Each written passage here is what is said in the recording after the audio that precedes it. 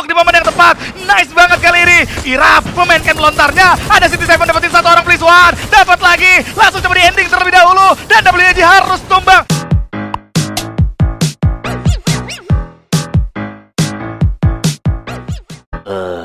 Apa? Karena kedewasaan seorang Azriel untuk membawa satu game itu kadang cukup berhasil untuk menjadikan tim itu jadi lebih disiplin di dalam pertandingannya. Itu dia, masih ada 2 game tersisa. So Survivors, inilah game kelima kita di hari ini. So, untuk King Kodok dan juga Surya Dharma, silahkan. Terima kasih Baby Lee. Dan sekarang kita masuk menuju game yang kelima. Kesempatan untuk tim Indonesia mendulang poin masih harus dimaksimalkan. Let's go Survivor. Kita belajar menuju Nextera. Itu dia, jalur terbang pesawat dari arah Deka Square menuju ke arah Intellect Center membelah cukup adil, sangat adil untuk memutuskan menurun atau ngambil drop zone kemana dari ke-12 tim. Kalau kita ngelihat di sini, Magna Esports Club akan berperan sebagai PI Sports. Waduh, sudah berada di sekitaran Mansai dan juga Deka Square. Yang mana berarti Magna Esports harus melawan RRQ terlebih dahulu. Tembakan sudah mulai dibuka, Dots kali ini. Nampaknya masih coba untuk mencari posisi. Jun terpantau, tembakan coba untuk dimaksimalkan. Masih belum menemukan sasaran dengan cukup tepat. Namun dari sarang Dots harus alain. Kali ini coba untuk menemukan satu, tapi ada Daxi di depan mukanya. Ternyata 2 bahkan 3 orang berkumpul di tempat yang sama sehingga RRQ yang terpecah belah harus ke pick off 2 anggotanya kali ini. Sayang sekali itu kesempatannya minim banget memang resource-nya, tapi dari tim Magna itu sendiri mereka terlalu agresif dan terlalu disiplin juga untuk bisa berhadapan dengan RRQ. Ini kegagalan RRQ kemarin berhadapan dengan PI Sports itu disikapi baik banget oleh Magna. Bukan hanya mereka berperan ngambil drop zone doang, tapi gimana caranya PI Sports bisa menang lawan RRQ. Nah, mereka lakukan. Betul. Itu kan kesalahan RRQ atau kelengahan mereka itu ketika di rumah merah itu perang dan kalah. Nah itu tuh diambil alih oleh Magna walaupun memang bisa di revive.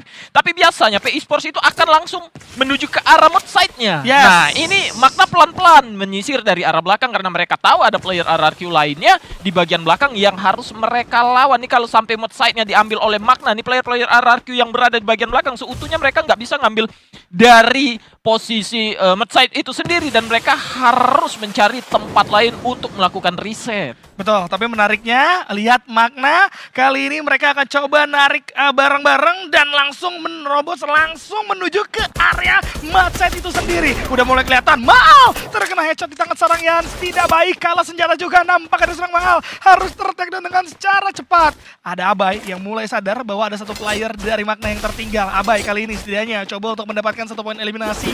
Mengingat Alif juga tadi udah mulai terkena tembakan liar dari serang Abai. Masih belum mendapatkan kepala. Justru Abai yang dibikin bonyak kali ini akan menahan diri. Sedangkan para punggawa dari Magna ada yang memberikan follow up terhadap seorang Alif. Alif juga masih bisa melakukan follow up terhadap kawan-kawannya. Dan di area Matside kali ini akan coba diambil secara penuh. Abai sudah terus terkunci. Gak ada jalan keluar untuk seorang Abai. Abai akan benar-benar sulit untuk keluar. Tapi Todak justru harus tumbang di posisi ke-12 di tangan Kagendra harusnya Bung Surya. Ya karena di sana banyak sekali Expand juga berperan tadi untuk tereliminasinya dari tim Todak itu sendiri. Ternyata Kagendra yang setelah melepas Mortar Ruins-nya menuju ke bagian atas tidak melakukan fight bersama God of Love.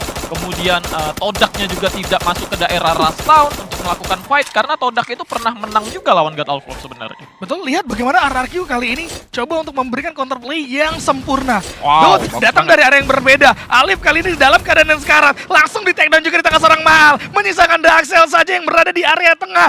Nice banget. Tidak terlalu memaksakan untuk turun di compo yang sama. Tapi mereka coba untuk berpencar dan mencari celah.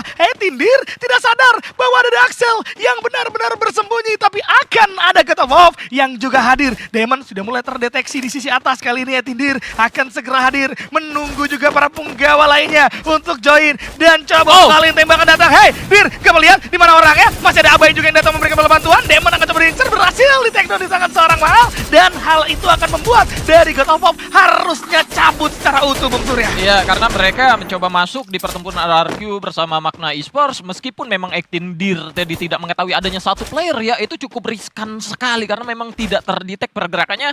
Dia nahan step banget gitu. Dia nahan step sementara dia dengar step, dia dengar pergerakannya Tindir. Dan dia sempat membuat Ektindir harus menggunakan satu time turnernya di sana, menunggu cooldown lagi. Dan God of War sih keputusan mereka cukup bijak ketika memang nggak berhasil untuk bisa masuk ke daerah midside, ya udah main di pinggiran aja dulu untuk beberapa waktu. Aku rasa masih cukup baik ketimbang mereka kembali lagi menuju ke daerah drop zone mereka yang harusnya mereka sudah ketahui drop zone mereka sudah dihuni oleh tim lawan. Oke, tapi ada pertempuran juga yang nampaknya harus dilakukan oleh Kagendra kali ini. Ada tim Heavy, 2 anggotanya berhasil dimakan 3, bahkan nice banget Kagendra. Kita nggak melihat bagaimana kondisi pertarungan yang ada, tapi yang jelas Kagendra kali ini main jauh lebih lepas. Dan tim Heavy bahkan tidak bisa memberikan perlawanan bersih, clean. Gak ada yang tumbang dari Kagendra. Dan tim Heavy menyisakan 1 orang Kabi yang harus cabut dari Twin Bridge. Mau nggak mau balik menuju ke arah Intellect Center kali ini Bung Surya. Ya, rapi sekali permainan Kagendra kalau mereka main di Nextera ini, main nge-clearin siapapun di sisi sebelah kanan. God of War pun menolak untuk bisa bertemu dengan player-player dari tim Kagendra masuk ke daerah Twin Bridge. Siapapun yang mereka jumpai berhasil mereka dapatkan sebagai eliminasi. Tapi bukan hanya gimana caranya kita bisa menang early doang gitu. Konsistensi mereka di satu game, di setiap game yang harus mereka bisa lewati itu yang sangat berperan gimana caranya mereka bisa lolos ke babak selanjutnya. Apalagi Kagendra, lihat tuh poinnya baru 20.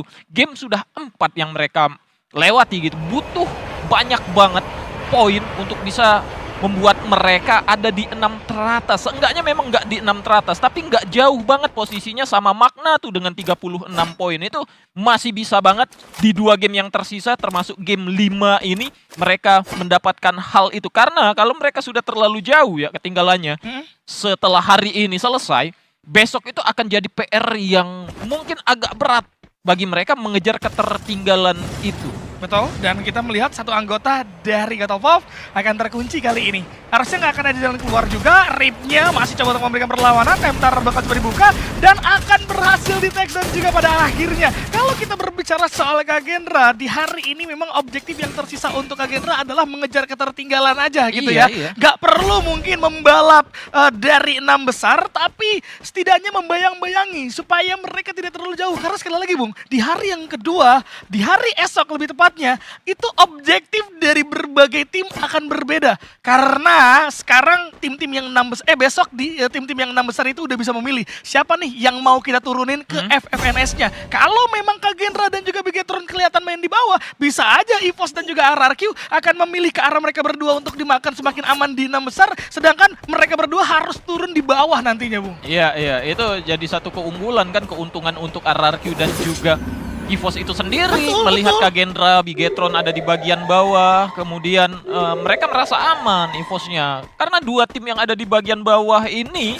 bisa jadi akan memang menyulitkan kita. Tapi objektif 2 tim di bagian bawah gimana caranya keluar dari zona merah gitu. Gak yang paling bawah banget untuk Bigetron, untuk Kagendra itu sendiri. Kalau mereka berhasil setidaknya menyamai kedudukan poin, gak jauh-jauh dari 6 teratas jaraknya, itu masih ada kesempatan banget untuk mengejar 6 teratas.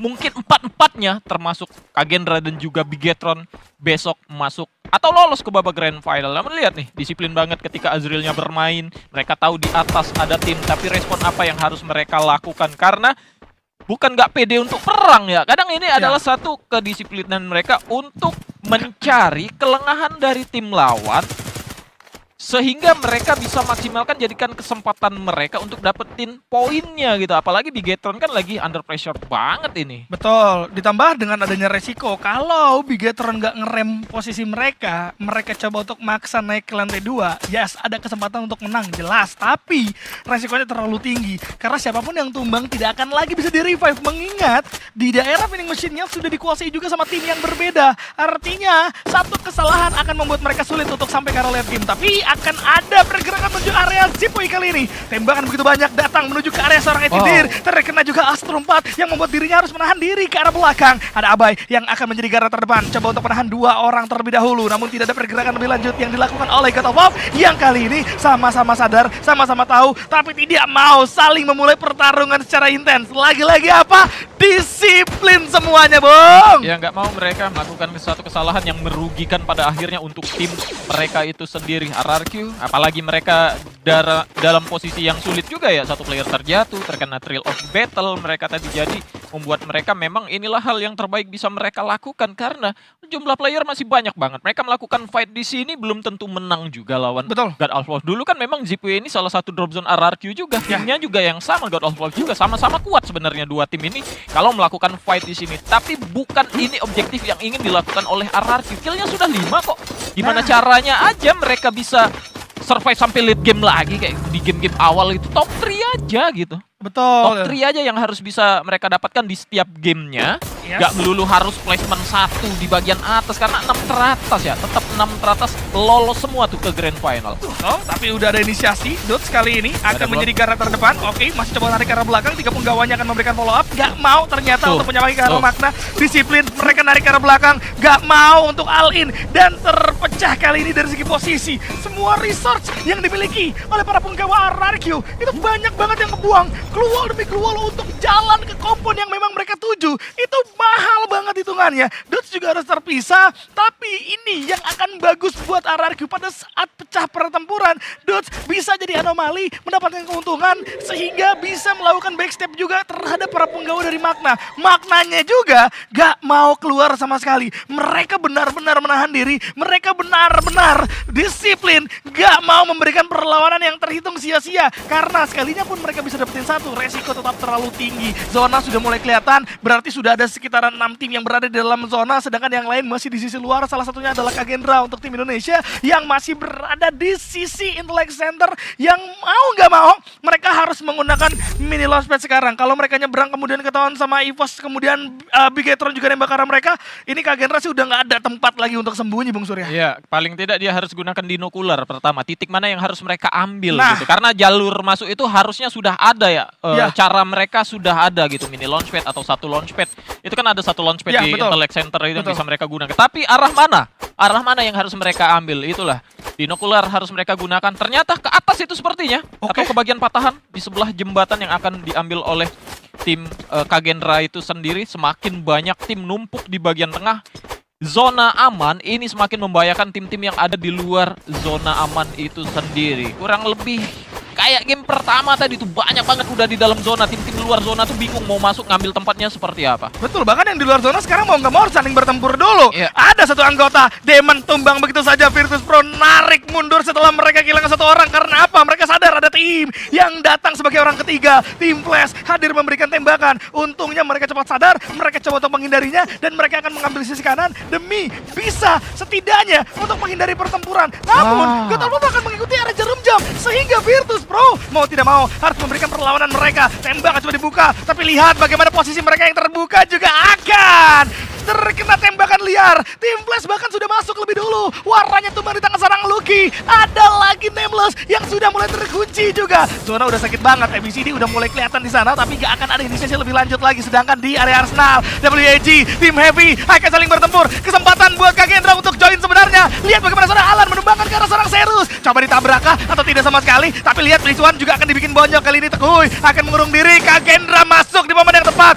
Nice banget kali ini. Irap memainkan lontarnya. Ada City Seven dapetin satu orang Plisuan. Dapat lagi. Langsung coba di ending terlebih dahulu. Dan WAG harus tumbang. 6 poin eliminasi sudah dikantongi. Tarik mundur. Santai dulu. Tarik nafas. Reset dulu. Karena God of War juga harus tumbang di posisi yang ke-10. Kagendra udah dapat objektif kill. Dia bakal berfokus ke dalam zona lagi, Bung Surya. Ini dia Kagendra rapih banget ketika mereka tahu ada di Arsenal itu dua tim melakukan fight. Mereka masuk perlahan, dapetin satu keuntungan, beberapa poin eliminasi mereka amankan di sana. Tapi ingat PR mereka masih ada. Harus mereka ingat juga masih ada player, masih ada tim lawan di sisi kanan mereka. Dan harusnya mereka sudah memperhitungkan itu jumlah playernya ada berapa yang akan menjadi lawan mereka ketika masuk ke dalam zona aman selanjutnya. Karena jalurnya itu mau tidak mau akan sama. Namun ternyata sepertinya sudah ada launchpad yang akan digunakan oleh Kagendra kali ini. Menarik, langsung coba naik ke sisi atas, yang mana posisinya berarti akan terbuka. Namun, RRQ menabrak Bigetron karena memang berada di lantai satu menjadi target terlebih dahulu. Menyisakan seorang Kyong saja yang harus berpindah tempat.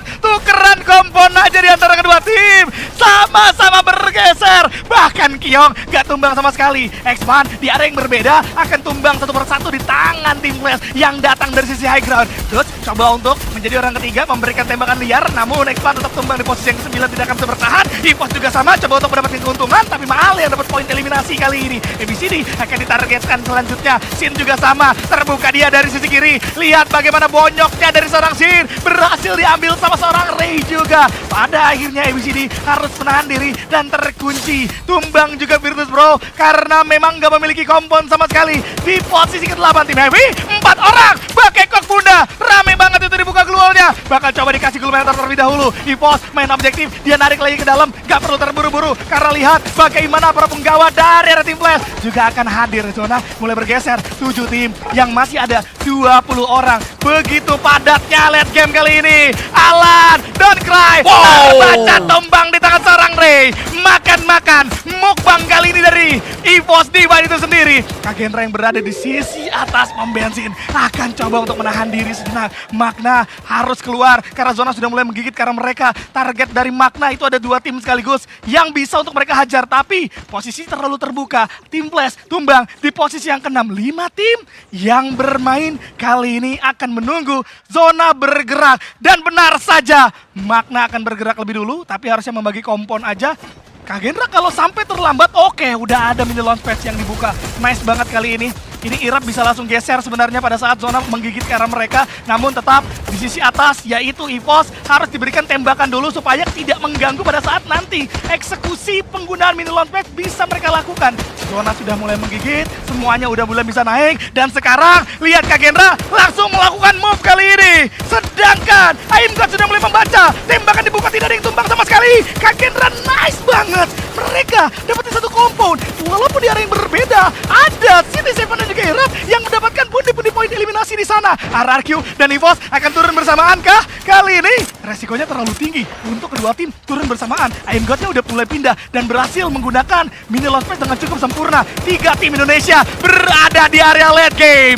Magna sisa sendirian. Rasha dapetin 1 orang dude, berhasil dapetin takedown. Namun Kocel juga menumbangkan ke arah seorang Rap. Kagendra kehilangan 1 anggotanya. Kagendra akan dipres sama 2 tim sekaligus. Kanan kiri sedikit bingung. Deathnya tumbang, Irap kandas, Kagendra menghilang. EVOS versus RRQ 4 lawan 4. Aimgat pembukaan yang manis, berhasil mendapatkan kepala dari seorang dude. Langsung coba di takedown dari seorang Maal. Ray-nya memang jatuh, tapi Kocel masih bisa berdansa. Sisa Abai sendirian, gak ada jalan keluar. Rata EVOS yang berhasil mendapatkan